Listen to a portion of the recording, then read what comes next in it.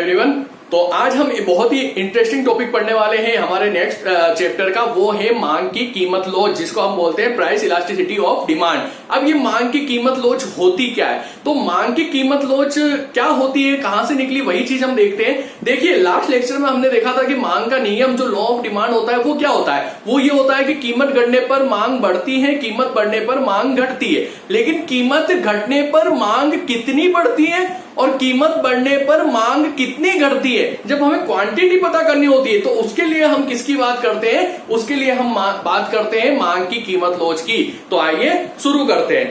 तो मांग की कीमत लोच क्या होती है, तो जैसा मैंने अभी आपको बताया, जैसे फॉर एग्जांपल कीमत में कितना परिवर्तन हुआ, उससे डिमांड में क्या परिवर्तन आया, डिमांड की क्वांटिटी जो थी उसमें क्या चेंज आया, इसकी बात करने के लिए हम मांग की लोच का प्रयोग करते हैं। लेकिन यहां पर मांग की लोच जो हम निकालेंगे वो प्रतिशत में निकालेंगे। प्रतिशत में निकालेंगे तो हम क्या चेंज कर देंगे, हम ये चेंज कर देंगे कि कीमत में इतना प्रतिशत परिवर्तन होने से डिमांड में इतना प्रतिशत परिवर्तन आया। फॉर एग्जाम्पल मान लो हम कोई भी मैंगो, अभी मैंगो का सीजन चल रहा है, तो मान लो हम मैंगो लेने गए तो मैंगो जैसे कल मैं लेके आया था तो 100 रुपीज किलो दे रहे थे, और आज मैं गया तो 80 रुपीज किलो दी। यानी जो कीमत है उसमें कितना प्रतिशत परिवर्तन आया, उससे डिमांड में कितना प्रतिशत परिवर्तन होगा, डिमांड में कितना प्रतिशत परिवर्तन होगा। जब मैं कल 100 रुपए किलो लाया था, आज 80 रुपए किलो है, तो मेरी डिमांड बढ़ेगी, लेकिन कितने प्रतिशत बढ़ेगी, उस प्रतिशत को ज्ञात करने के लिए ही हम काम में लेते हैं मांग की कीमत लोच को।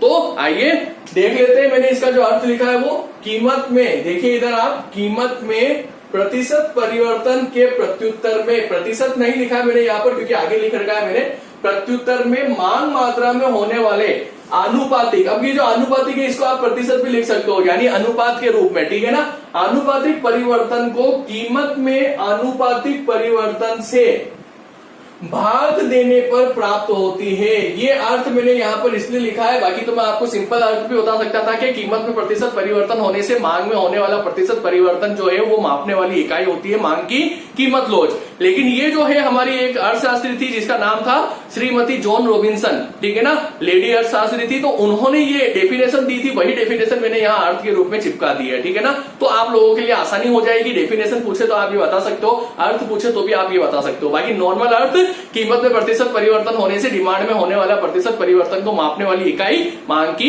कीमत लोच, ठीक है ना। आया, समझ में आया ना आपको। अब चलते हैं हम आगे, अब देखते हैं हम यहाँ पे इसका फॉर्मूला क्या होता है, क्योंकि कीमत लोच हम निकालते तो अधिकतर आपके एग्जाम में कीमत लोच का 90% जो क्वेश्चन है वो पूछा जाता है कि कीमत इतनी बढ़ी, डिमांड इतनी घटी, तो मांग की लोच क्या होगी। तो इसके लिए हमें एक फॉर्मूला, एक सूत्र पता करना होगा, और वो सूत्र क्या होता है वही मैं आपको बता देता हूं। मांग मात्रा में प्रतिशत परिवर्तन अपॉन कीमत में प्रतिशत परिवर्तन, ये जब फॉर्मूला आप लगाएंगे तो आपकी जो है मांग की कीमत लोच, प्राइस इलास्टिसिटी ऑफ डिमांड आ जाएगी। ये देखिए मैंने यहाँ पे लिख रखा है, कीमत लोच का जो फॉर्मूला है वो है मांग मात्रा में प्रतिशत परिवर्तन या आनुपातिक, आप यहाँ पे आनुपातिक भी लिख सकते हो, ठीक है ना, और अपॉन कीमत में प्रतिशत परिवर्तन यानी आनुपातिक परिवर्तन, ठीक है ना।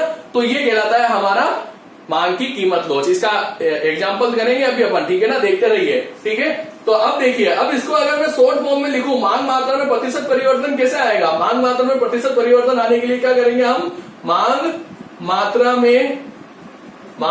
में परिवर्तन, मतलब आपको बता रहा हूं कि अगर आपको इस तरीके से नहीं दिया जाता है तो आप इस तरीके से भी कर सकते हो। मांग मात्रा में परिवर्तन अपॉन प्रारंभिक मांग, इससे क्या निकल जाएगा, आपकी ये ऊपर वाली चीज निकल जाएगी, ठीक है ना। अपॉन कीमत में प्रतिशत परिवर्तन यानी कीमत में परिवर्तन अपॉन प्रारंभिक कीमत, इससे आपको क्या निकल जाएगा, ये कीमत में प्रतिशत परिवर्तन निकल जाएगा। तो ये अगर आपको डायरेक्ट सिर्फ परिवर्तन दे रखा हो तो परिवर्तन और प्रारंभिक मांग लगा के आप उसका प्रतिशत निकाल लेंगे।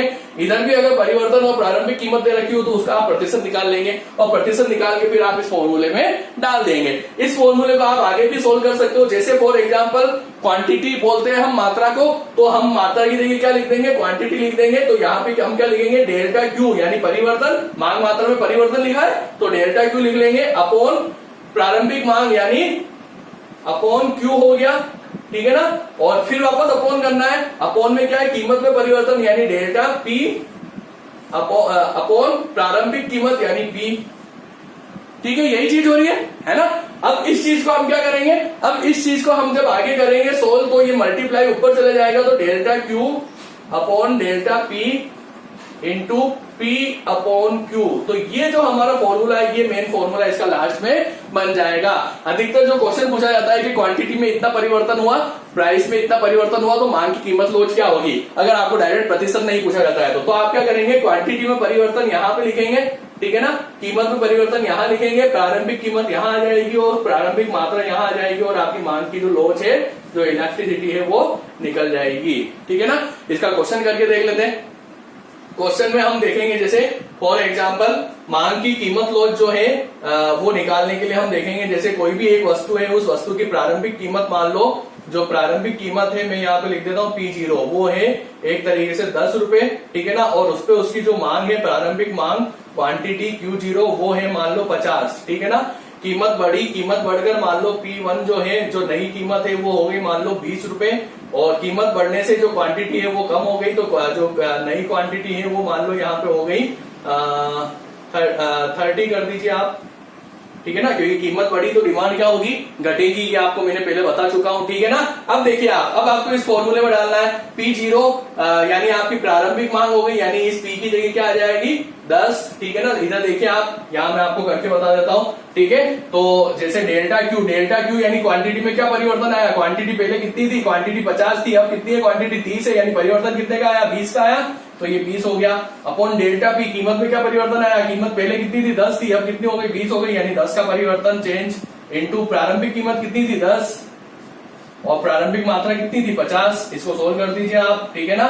इसको सोल्व कर देंगे, 10 से 10 कट जाएगा, ठीक है ना, और 20 अपॉन 50 यहाँ पे जो भी आएगा 2/5, और इसको आप आगे सोल्व करेंगे तो जो भी 0 पॉइंट जो भी आएगा आपका 0.4, ठीक है ना। ये आपकी क्या आ जाएगी, ये आपकी मांग की कीमत लोच आ जाएगी। तो इस तरीके से क्वेश्चन पूछे जाते हैं, और इसके क्वेश्चन आगे हम और भी करेंगे। जब लास्ट में हम क्वेश्चन बनाएंगे तो वहां पे हम बहुत सारे पेपर सोल्व करेंगे, उसमें बहुत से क्वेश्चन हम इसके करने वाले हैं, ठीक है ना। तो इस तरीके से करना है। अगर आपको डायरेक्ट प्रतिशत दे दिया जाता है कि मांग में मान लो 40% परिवर्तन हुआ और कीमत में मान लो 10% हुआ, तो आपको डायरेक्ट बस इसमें डाल देना है 40/10, ये आ गया, क्या होगी, डिमांड मांग की लोच 4 हो गई, ठीक है ना। इस तरीके से किया जाता है। ये होता है मांग की कीमत लोच, इस प्रकार से निकालते हैं। अब यहाँ पर एक मेन टॉपिक आता है, वो आता है मांग की कीमत लोच की श्रेणियां। अब ये श्रेणियां क्या होती है, उसको हम आप प्रकार भी बोल सकते हो, टाइप भी बोल सकते हो। यानी मांग की कीमत लोच एक तरीके से 5 प्रकार की होती है। कितने प्रकार की, 5 प्रकार की। बहुत ही इंपॉर्टेंट है, समझिएगा आप इस चीज को, ठीक है ना। मांग की कीमत लोच की जो श्रेणियां है बहुत इंपॉर्टेंट है, अधिकतर क्वेश्चन में पूछा जाता है, ठीक है ना। तो इसको देखते हैं हम। तो सबसे पहली चीज देखिए, यहाँ पे मैंने लिख रखा है, आपको नजर आ रहा होगा, ईडी बराबर अनंत। इसका मतलब होता है पूर्णतया लोचदार। क्या होता है, पूर्णतया लोचदार, लोचदार, ठीक है। ये होता है ईडी ग्रेटर देन 1, यानी ग्रेटर देन, आप इसको या तो ये भी कह सकते हो अत्यधिक लोचदार, या फिर आप इसको सापेक्षतया लोचदार कह सकते हो। क्या कह सकते हो, सापेक्षतया लोचदार, सापेक्षतया लोचदार, ठीक है। उसके बाद है ईडी बराबर 1, बराबर 1, इसका मतलब ये हम क्या बोलेंगे, इसको आप इसको लोचदार भी बोल सकते हो, ठीक है ना। और लोचदार के अलावा इसको मेन जो बोलते हैं वो बोलते हैं इकाई के बराबर लोच, इकाई के बराबर लोच, ठीक है। ये होती है less than 1, ED less than 1, इसको हम बोलते हैं बेलोचदार, बेलोचदार, या फिर इसको ये भी बोलते हैं इकाई से कम। क्या बोलते हैं, इकाई से कम, ठीक है ना। ये लास्ट जो होती है इसको बोलते हैं हम पूर्णतया बेलोचदार। यहाँ पूर्णतया लोचदार है, इसको हम बोलते हैं पूर्णतया बेलोचदार, या फिर आप इसको शून्य लोच भी बोल सकते हो। क्या बोल सकते हो, शून्य लोच। ये सारे प्रकार मैंने आपको बता दिया। अब ये होता क्या है, ये चीज हमको समझनी है। इसको कर्म के द्वारा भी हम समझेंगे और मैं एग्जाम्पल के रूप में भी आपको समझाऊंगा। तो पहले देखिए, पहले एग्जाम्पल ले लेते हैं। जैसे पूर्णतया लोचदार है ना, यानी कीमत में जो परिवर्तन है वो बिल्कुल मामूली सा हुआ या ना के बराबर हुआ, लेकिन फिर भी डिमांड जो है वो या तो बढ़ जाए या घट जाए, तो उसको कहते हैं पूर्णतया लोचदार। यानी पूरी तरीके से लोच हो उस वस्तु में। जैसे फॉर एग्जाम्पल कीमत में परिवर्तन जो है वो स्थिर रहा, जैसे 10, फिर वापस 10 पे जो डिमांड थी वो मान लो थी 20, ठीक है ना। कीमत में परिवर्तन हुआ, वो ना के बराबर हुआ, मान लो 10.1, वहां पे भी डिमांड जो है वो बढ़ गई और 30 हो गई या 25 हो गई। फिर कीमत में परिवर्तन हुआ 9.9 और जो कीमत डिमांड है वो क्या हो गई, वो बढ़ गई। यहाँ पे कम होगी, एक्चुअली 10.1 हुआ है तो यहाँ पे मान लो 18 हो गई, यहाँ 9.9 हुआ है, यहाँ मान लो 25 हो गई, ठीक है ना। तो यहाँ देखिए आप 10, 10.8, 9.9, इसमें कुछ फर्क लगता है क्या? जैसे कोई अगर कुछ वस्तु 999 में लेता है तो हमारे लिए तो 1000 रुपए की ही पड़ती है, तो यानी कीमत बिल्कुल स्थिर है और मांग में चाहे जितना परिवर्तन हो रहा है। इसको अगर मैं एग्जाम्पल के रूप में देखूं तो इधर देखिए आप, ये वक्र बनाते हैं अपन, ये एक्स एक्सिस, ये वाई एक्सिस, ये ओ बिंदु। तो इसमें जो आपका वक्र बनेगा वो इस तरीके से एक्स अक्ष के समानांतर बनेगा। कैसे बनेगा? एक्स अक्ष के समानांतर इसको बोलते हैं या एक पड़ी हुई रेखा बोलते हैं। यहाँ देखिए इधर प्राइस आती है और इधर क्वांटिटी आती है। यहाँ देखिए प्राइस ओपी पे स्थिर है।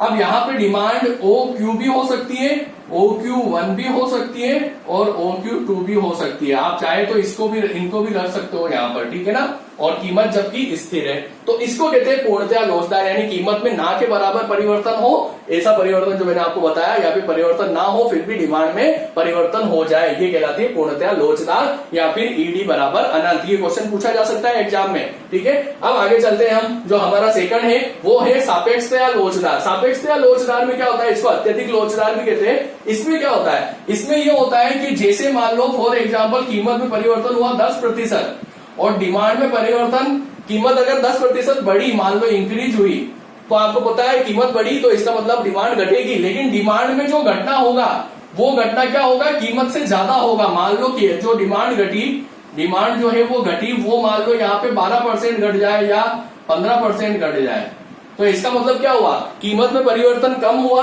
10% और उसकी वजह से मांग में परिवर्तन ज्यादा हुआ। ये कहलाती है अत्यधिक लोचदार या सापेक्षतया लोचदार। देखिए इसका भी हम चित्र बना के देख लेते हैं, ठीक है ना, वक्र बना के। यहाँ देखिए आप, इसका जो वक्र है वो इस प्रकार से बनता है, धीमे ढाल वाला। यहाँ देखिए आप फॉर एग्जाम्पल मान लो यहाँ पर ये प्रारंभिक कीमत और प्रारंभिक मात्रा है, ठीक है ना। अब मान लो कीमत जो है वो बढ़ जाती है और कीमत बढ़कर यहाँ पर ये हो जाती है, OP1 हो गई। अब कीमत बढ़ी, कीमत मान लो यहाँ पे 10% बढ़ी, अगर फॉर एग्जाम्पल हम देखें तो यहाँ पे क्या हुआ, डिमांड जो है वो घट गई, ये आपको पता है, ठीक है ना। और डिमांड जो है वो मान लो यहाँ पे 15% घट गई। अब देखिए आप इसका अंतर देखिए और इसका अंतर देखिए, कीमत में वृद्धि कम हुई है, ठीक है ना, जबकि डिमांड में कमी जो है वो क्या हुई है, ज्यादा हुई है, ठीक है ना। ये देखिए ये इतनी और ये इतनी ही है, ठीक है ना। तो ये कहलाता है क्या, सापेक्षतया लोचदार या अत्यधिक लोचदार डिमांड। इसमें जो वक्र है वो धीमे ढाल वाला बनता है, ठीक है ना। इसमें जो लोच है वो क्या होती है, ग्रेटर देन 1 होती है, या इकाई से अधिक भी बोल सकते हैं इसको, क्या बोल सकते हैं, इकाई से अधिक यानी 1 से ज्यादा, ठीक है ना। अब चलते हैं हमारे थर्ड वाले पर, जो है इकाई के बराबर। इकाई के बराबर में क्या होता है, जितना कीमत में परिवर्तन होगा, मान लो 10% बढ़ी है ना, तो जो डिमांड है वो भी 10% ही घटेगी, ठीक है ना। तो यानी इकाई के बराबर, ठीक है। और ये अधिकतर जो वक्र होता है वो आयताकार अतिपरलव भी उसको बोलते हैं, जिसको रेक्टेंगुलर हाइपरबोला भी कहा जाता है, जिसमें मांग की जो लोच है वो 1 के बराबर होती है, इकाई के बराबर होती है। इसमें जो वक्र बनता है वो आप इस तरीके का बनाते हो, बिल्कुल बीच में बनाएंगे। यहाँ देखिए आप, जैसे ओपी कीमत है, OQ मात्रा है, ठीक है ना। कीमत अगर बढ़ी तो मात्रा कम हो गई, यहाँ ये अंतर था, यहाँ पर कम होने पर भी यही सेम अंतर है, ठीक है ना। यानी जितनी कीमत बढ़ी उतनी ही डिमांड कम हो गई। कीमत अगर 10% बढ़ी तो डिमांड भी 10% कम हो गई। ये कहलाता है क्या, इकाई के बराबर। इसमें जो हाइपरबोला वक्र होता है वो इस प्रकार से बनता है, ठीक है ना, थोड़ा सा इस प्रकार से, है ना। यहाँ पर भी मांग की लोच बराबर होती है, यानी जितनी वो बढ़ती है उतनी ही वो बढ़ती है, ठीक है ना। और उसके साथ में एक चीज और होता है, इसको हाइपरबोला आयताकार अतिपरलव इसलिए बोलते हैं क्योंकि इसके नीचे जितने भी क्षेत्र होते हैं आयत के, वो क्या होते हैं, वो बराबर होते हैं, यानी क्षेत्रफल में वो बराबर होते हैं, इसलिए इसको आयताकार अतिपरलव बोला जाता है, ठीक है ना। अब चलते हैं हम बेलोचदार पे।